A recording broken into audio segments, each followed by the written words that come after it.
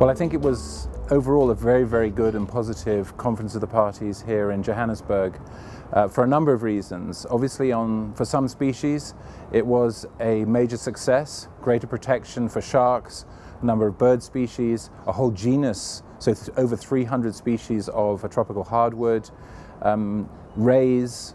So many, many good things that came out of that. Some missed opportunities, and I'd have to single out lions, because although I know that there are many countries, not just range states, but many countries that have been very strong on lions, some even within the European Union, such as France, have been really strong on this issue.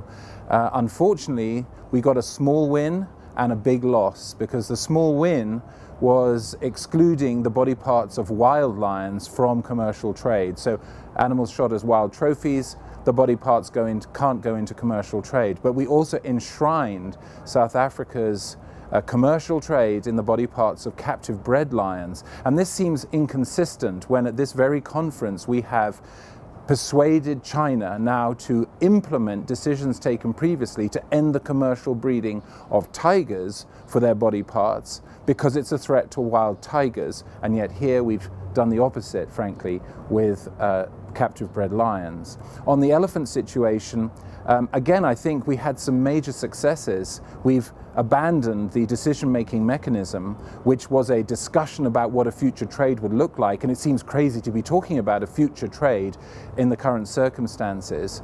We've also put pressure on domestic markets to close, and we've also talked about what to do with stockpiles of ivory and encouraging people to, quote, dispose of them, which can include destruction. What we didn't get was the flagship proposal, which was to uplift elephant populations, the 4 elephant populations in southern Africa, Botswana, Namibia, Zimbabwe and South Africa, to Appendix 1, which would have meant no possibility of future commercial trade. But even that had a silver lining, because Botswana voluntarily agreed that it would in future treat its elephant population. And you have to remember, this is the biggest elephant population in Africa by a factor. They have about a third of all Africa's elephants. They voluntarily agreed to place that, to treat it as Appendix 1. And that is a statement of principle which sets an example to the rest of the world.